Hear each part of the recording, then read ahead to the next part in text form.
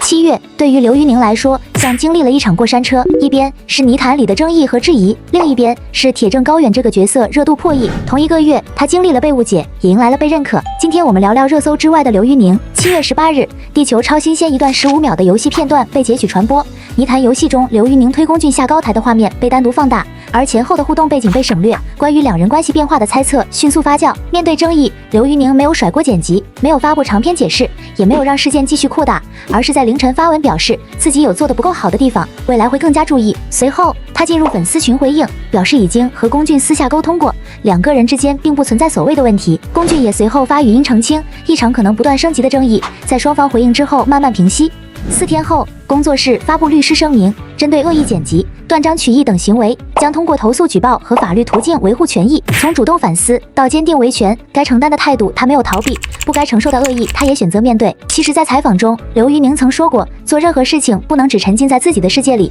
也要重视观众和听众的感受。而就在争议之外，另一个消息也正在发生。7月19日，铁证中高远这一角色热度突破1亿，一部尚未杀青、还没有正式定档的作品，却持续获得关注。7月14日，铁证还出现在央视总台推介会片单中，成为备受关注的作品之一。为什么一个非科班出身的演员能够一步步获得这样的认可？答案藏在他一路走来的经历里。没有系统表演训练，他靠的是一次次磨练。为了饰演刑警高远，他减重15斤，研究警务细节，把刑警的站姿、眼神、说话方式一点点融入角色。有人看到的是他的机会，却很少有人看到机会背后的准备。每一次进组，他都会带着剧本反复研究。比起问为什么他又演戏了，或许更应该关注的是，为什么他的每一次作品都能看到新的变化。而这种拼劲，其实早在很多年前就已经形成。4岁失去父亲，由爷爷奶奶带大；16岁进入烹饪技校，不是因为梦想，而是希望拥有一项能够养活自己的技能。后来，他做过厨师、服务员、导购，也发过传单。20岁时，想买一双300元的鞋都舍不得。拿到第一份工资后，他买的却是一把便宜吉他，那把吉他成为他追梦路上的开始。2018年，讲真的，让更多人认识了来自丹东的刘瑜宁。从街头唱歌到站上舞台，这一路他走了10年。走红之后，有些故事被看见，有些故事依旧安静发生。7月24日，任贤齐寄来了家乡特产，两人的友情从2019年开始，已经持续多年。刘瑜宁会按照季节给任贤齐寄丹东水果，而这份跨越年龄的友情也见证了他的成长。还有一些事情没有登上热搜。广西洪灾期间，他曾通过个人方式参与捐助，这些年他也一直用自己的方式参与公益，没有提前宣传，也没有刻意强调，做完之后就继续往前走。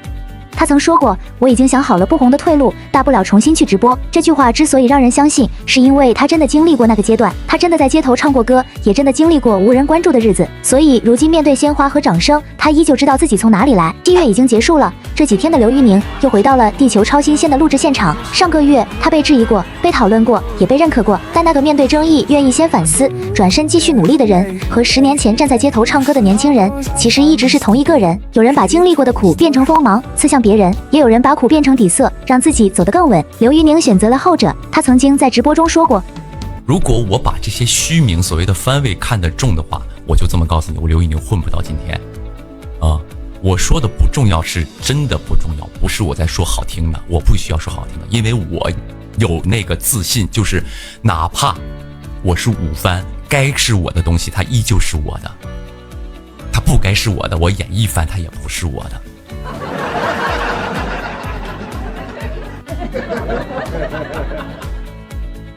我可能我有的时候会自己对着镜子跟自己吹牛，我说刘瑜宁，你的价值不需要用番位来证明，这是我跟自己说的，也是我鼓励我自己的话啊。当然可能你们听了有点觉得有点装，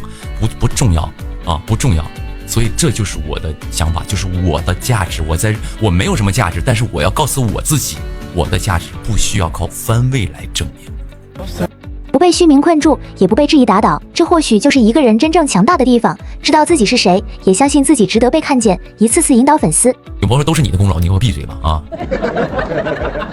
我特别不喜欢，就是在那个任何节目里争功，或者在任何剧里边争功，我特别不喜欢啊！就是那种，就是你把别人的努力都给抹杀了啊！就是别人的努力，哪怕是每一个配角的努力都给人抹杀了，我觉得那个没有必要啊！如果你真的你自己能扛起一个综艺，或者扛起一个节目，你一个人能决定一个节目的成败，那你自己开个节目，钱都你的啊，你天下第一顶流，那不可能的。包括剧也是，你剧没有一个人成就自，就是没有说这个剧牛了是一个人的功劳，不可能，永远不可能。你们一定要记住这句话啊！很多人都喜欢，我不信我别人我就不说了，但是我不希望咱们家人，我的这些朋友们是那种在一个东西好了拼命跟别人邀功，说我们宁哥最棒，是因为我们宁哥这个东西才火的。No， 我在里面，我就还是那句话，地球少了谁都能转，什么活少了谁都依旧存在啊！人家好，人家是个好的项目，我们能做的就是锦上添花，或者人家是帮我锦上添花，就是他是互相成就的啊，就是他是绝不会因为你一枝独秀，你在里面那么优秀，所有的功劳都是你的，不可能的啊！哪怕是一个剧组送盒饭的那个人，剧组送盒饭的人，那个饭那天做的不好吃，所有的群演也好，演员也好，吃完之后心情不好，说那饭太破了，不好吃啊，下午心情不好，所以拍戏状态就不行。比如说化妆老师今天给演员化妆的时候有那么一点就是粗心大意，给这个眉毛画歪一个，那这个比如说这个演员看完这个眉毛一照镜子，眉毛是歪的，瞬间觉得心情不好，所以化妆老师也决定一部戏的成败。那演员更是，演员你今天比如说你心情不好，或者是你早上起来拉肚子了，或者是那个你感冒了，你都会影响一部戏。所以说每一个位置都很重要，千万不要跟人抢功劳这件事儿。你好，只要这个东西成了，功劳自然会，就不是说功劳。比如说一个东西，就咱就拿一部剧打比方，一部剧只要它播得好，它成了，你在里面你有多少的分量，你就一定能获得那份奖励，你不用去争，是你的，一定那个奖励会落到你头上的。就你记住了，首先这件事儿，就比如说你，就像演员拍，我又要拿饭店举例子，比如说一个饭店，他饭店投资饭店，只要是你是投资人，比如说我们10个人投资一个饭店，只要这个饭店他那个赚钱，他这个顾客流量特别好，你虽然是10个人当中你投资最小的，但你一定能赚到钱啊，你一定能赚到钱。所以就是这样的，一部戏好了也好，一个综艺好了也好，你只要是参与者，你一定会获得那份奖励，你不用去争，是你的一定是你的，不是你的这个奖励你争不来的。反而会让人厌恶，就是这么回事啊！面对外界的质疑和一些恶意，他也有引导粉丝。他说他有自己的处理方式。这么事儿，朋友们，我的粉丝，你听我讲，你呀，如果有人真的是太过分的黑我什么的，我这面有法务，他真的触犯了到我的什么权利，我绝对不会惯着他的，我绝对不会惯着他，你们相信，我从来不会说先发个律师函什么吓唬谁，我直接把答案给你，我就是这样事儿的。我不会说发个律师函我先吓唬你啊，不准骂我了，我从来不干这种事儿，我就是弄完资料我直接就送上去了，完事儿有结案了我把结案发出来，所以你们不用替我担心，你们黑2句黑2句啊就完事儿了，所以呢你也没事儿，我觉得真的触犯到我的底线或者是对我有影响了，我一定会我自己就会找下去，我自己会找回去的，我不用你们操心，所以也希望就别出门再撕了，好不好？弄得不可开交，两败俱伤，便宜都让别人家占了啊！